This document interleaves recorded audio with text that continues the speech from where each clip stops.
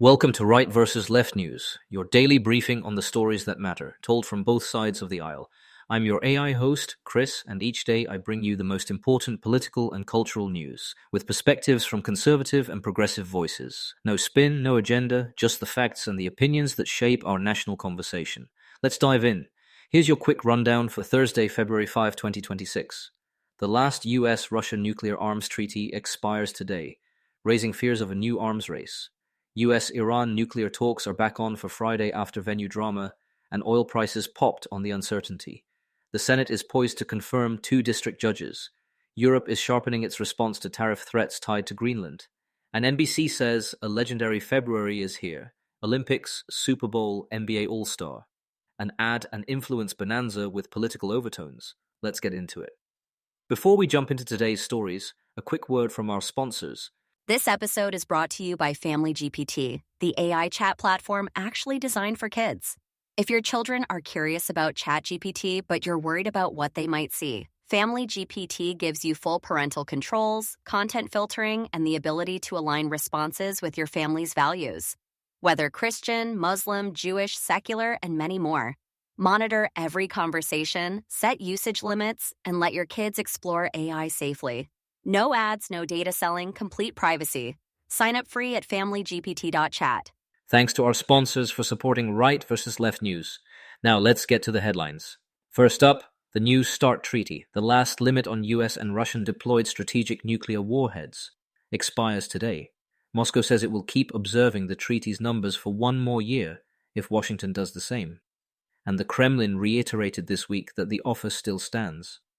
Arms control groups warn the expiration is a serious inflection point, especially with verification largely suspended since 2020. Analysts at the Center for Strategic and International Studies flag the risks of a post-New START world, and the Arms Control Association is urging both sides to freeze forces while negotiating a successor. Russian state media says the offer remains open, and US officials haven't announced a formal reply. On the right, national security hawks argue the US shouldn't lock itself into constraints while Russia and China build up. Expect to focus on deterrence and leverage. They point to Russia's suspension of inspections since 2023 and say any new deal needs tougher verification, ideally including China's arsenal, and a harder line on NATO burden sharing. On the left, arms control voices warn that letting New START lapse raises the risk of miscalculation, accelerates a costly arms race, and erodes transparency. They're urging a mutual 1-year pledge to keep the limits, restore data exchanges, and launch talks on a successor that also covers new tech and non-strategic weapons.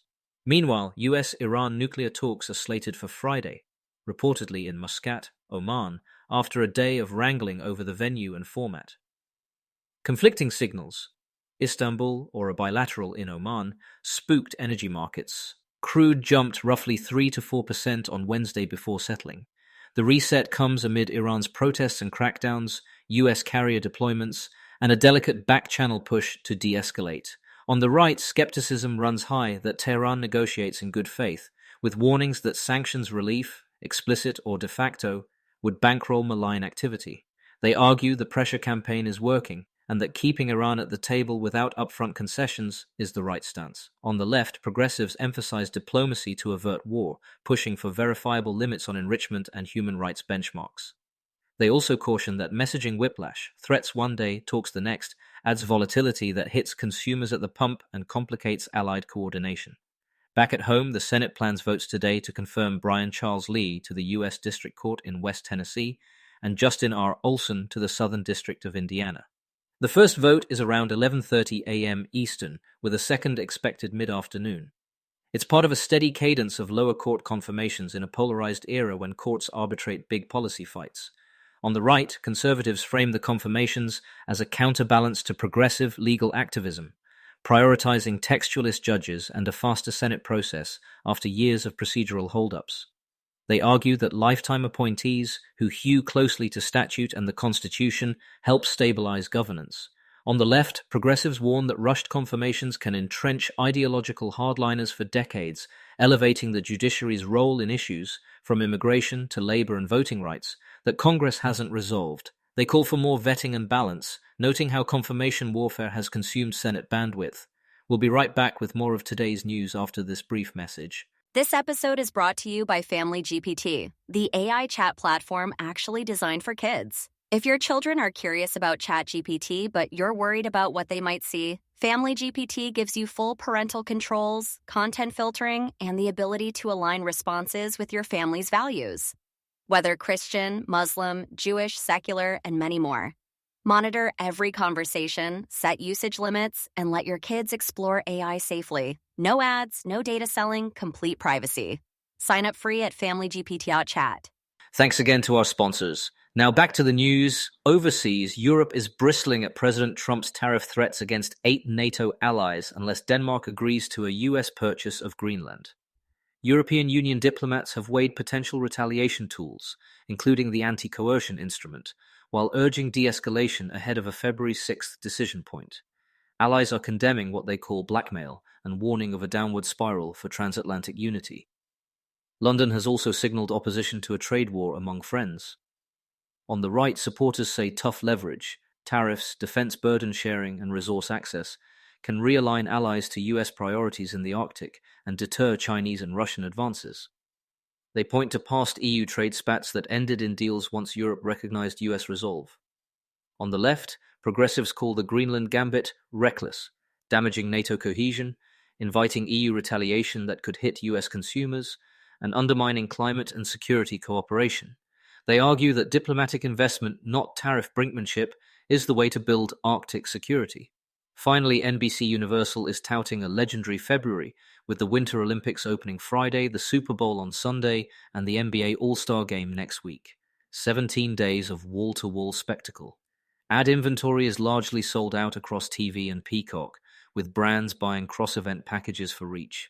It's a real-time test of how sports, streaming, and politics intersect. Think campaign year image ads, issue advocacy, and corporate messaging reaching tens of millions. On the right, some applaud NBC's market flex and the shift to live sports, content that's resilient to cord cutting. Others will watch for perceived ideological slants in coverage or advertising during culturally charged moments. On the left, progressives see both opportunity and risk, broad platforms for pro-democracy and voting rights messages, but also concern about media consolidation and paywalls that limit access to civic information. Expect calls for responsible ad standards during high-audience events. Quick recap. New START expires today with calls for a 1-year mutual freeze. U.S. Iran talks get a Friday reset as oil wobbles. The Senate advances 2 trial court judges. Europe readies responses to U.S. tariff threats over Greenland. And NBC's Mega Month shows how sports, business, and politics collide. We'll keep tracking the outcomes. And the spin from both right and left tomorrow.